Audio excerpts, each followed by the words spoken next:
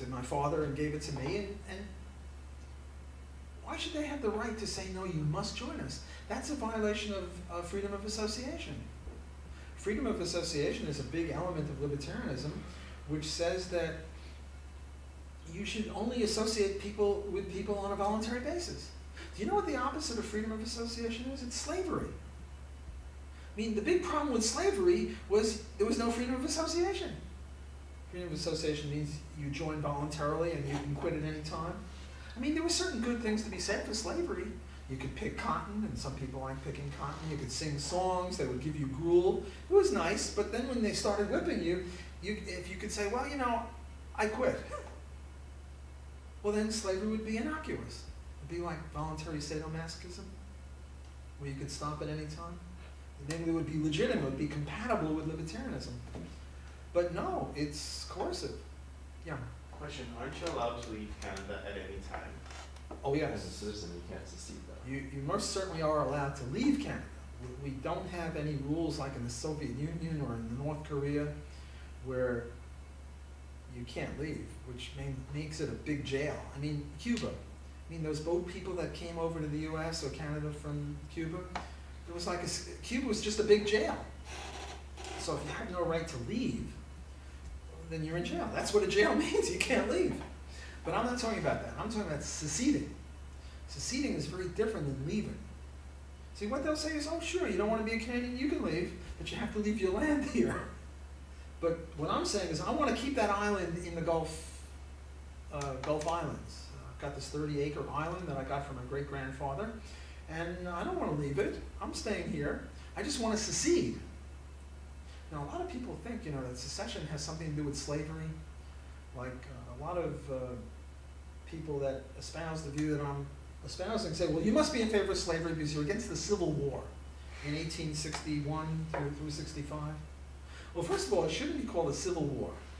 A civil war is a war between two parties, each of whom wants to rule the whole country. Like the Spanish Civil War of 1936 was a civil war because the commies and the fascists each wanted to run the country, and they duked it out to see who would be boss. But the South didn't want to run the whole country consisting of the South and the North. They just wanted to secede. But Lincoln, no libertarian he, refused to allow this. Do you know what which state was the first state to want to secede? It was long before 1865. It was Massachusetts in 1823. And the reason Massachusetts wanted to secede, not leave, but secede, was because they were against slavery. And they said, look, the United States has got slavery. There's slavery in the North too, you know, it wasn't just in the South. And we're against slavery. These were the abolitionist types. And we hate slavery, and the U.S. is associated with slavery, so we want to secede. So secession and slavery are totally different issues. Right now, there's a movement in Texas and in Vermont to secede from the Union. Got nothing to do with slavery. They're not favoring slavery. It's just silly. Yes, sir. Slavery usually means the person's body that you're working, but there's another type of slavery which is their mind, and that's a little bit more difficult to quantize. For instance, medicine truly isn't a right, it is a privilege because you're using somebody's mind to receive the benefits of that person, and you can't demand that that person give you services or force that person to give you services, and yet that's what's kind of going down in my country right now. Do you have any comments on Well, that? I agree with you that there are, how shall I say it, quasi-slavery, or semi-slavery, or small amounts of slavery. For example, the income tax used to be criticized as slavery. It's not really slavery. They let you go home, you know. You don't have to do anything except pay 1/3 or 1/2 of your income to all levels of government. But what they're doing is taking away the fruits of your labor. So that's sort of slavery. Or the draft. I mean, you know, before I gave reasons for favoring the draft, or at least opposing I didn't favor the draft, rather I opposed the volunteer military during the Vietnam War. But the draft is certainly a form of slavery. It's not really slavery, but it's semi-slavery. But every time the government tells you to do something or forbids you from doing something, say the drug law, they say you can't use heroin or you can't use marijuana. Well, in a sense, they've limited your freedom of action, which is what slavery is. Or to take the case you mentioned, if they force doctors to take care of you, whether they want to or not, well, they're in effect enslaving doctors. So I agree with you that slavery has many mansions.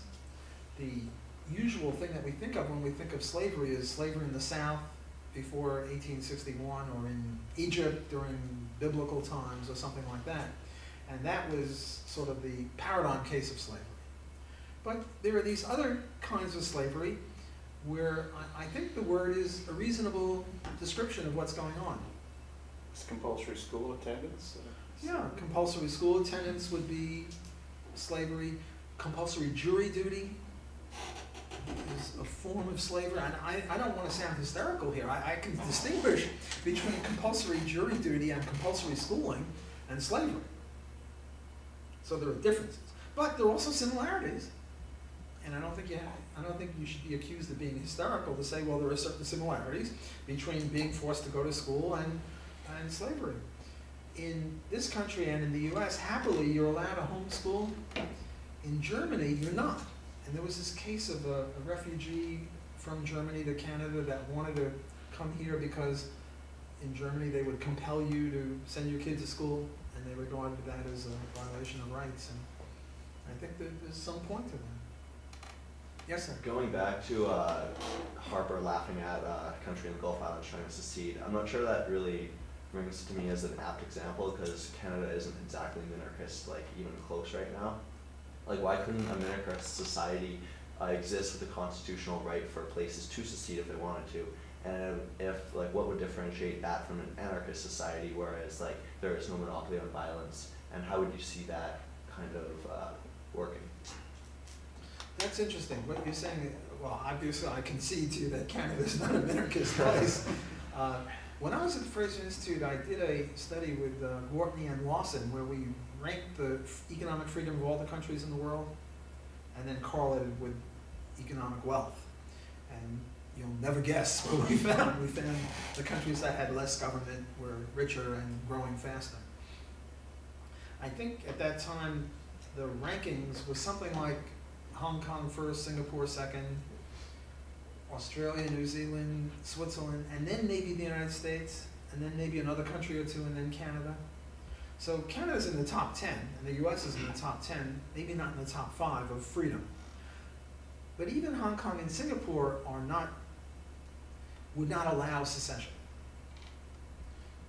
Now, if there were a minarchist country, hypothetical minarchist country, that did allow secession,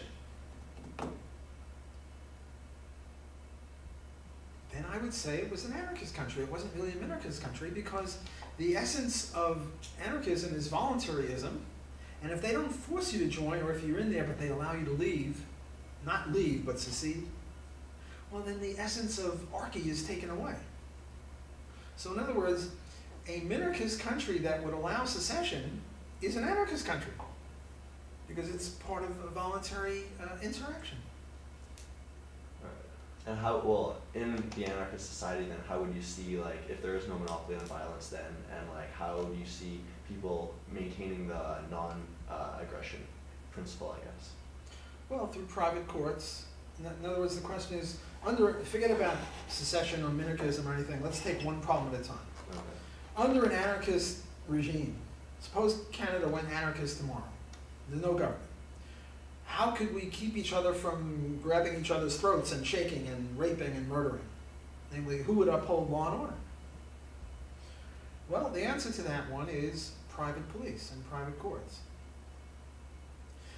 I don't know about Canada, but in the US right now, there are more private police than there are government police.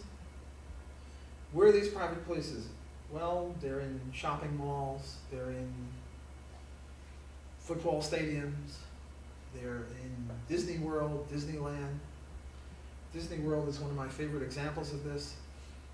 If you act obstreperously in Disney World, you'll be surrounded by people wearing duck uniforms and mice uniforms and other